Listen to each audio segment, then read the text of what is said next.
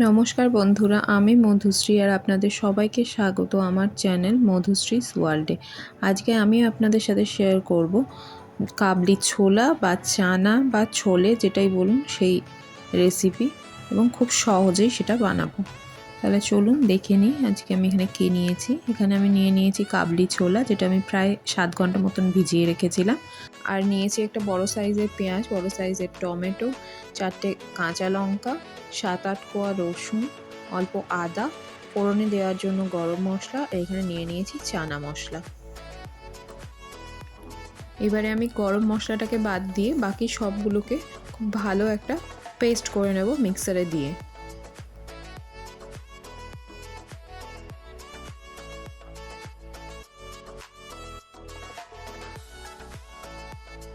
এখানে একটা smooth paste আমি করে নিয়েছি।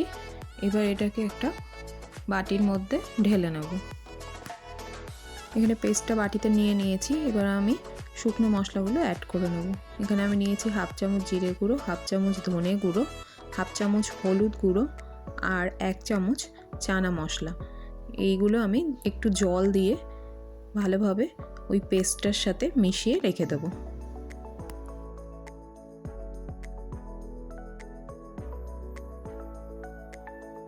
এখানে আমি প্রেসারের তেলের মধ্যে গরম মশলাটা ফোড়ন দিয়ে দিয়েছি। তারপরে ওই পেস্ট যেটা বানিয়েছিলাম সেটা ঢেলে দিলাম। কিছুক্ষণ এটাকে কষিয়ে নেব যতক্ষণ না তেল ছাড়ছে।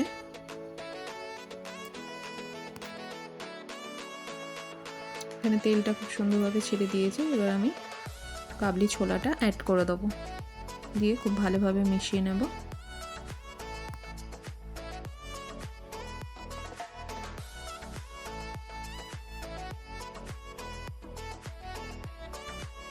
এরপর দিয়ে দিচ্ছি আমি স্বাদ মতো লবণ, আর দিয়ে দেবো অল্প চিনি। তারপর সেটা ভালোভাবে মিশিয়ে নেব। এখানে তেলটা খুব সুন্দরভাবে ছেড়ে দিয়েছে। এবার আমি পরিমাণ মতো জল দিয়ে দিচ্ছি। জলটা ভালোভাবে মিশিয়ে নিয়ে এখানে আমি প্রেসারের ঢাকনাটা বন্ধ করে দেব। আমি এখানে হাই ফ্লেমে একটা সিটি আর লো ফ্লেমে 3টে সিটি দিয়েছি। দিয়ে যতক্ষণ গ্যাসটা ছিল আমি রেখে দিয়েছিলাম।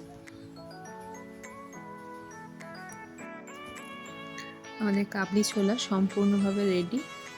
আর এটা কতটা নরম হয়েছে আমি আপনাদের দেখিয়ে দিচ্ছি।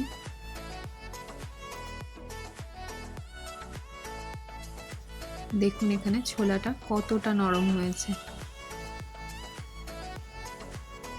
আজকে আমার এই রান্নাটা যদি আপনাদের ভালো লাগে তাহলে লাইক, কমেন্ট, শেয়ার আর সাবস্ক্রাইব করতে ভুলবেন না। আর সবাই ভালো থাকবেন। টাটা।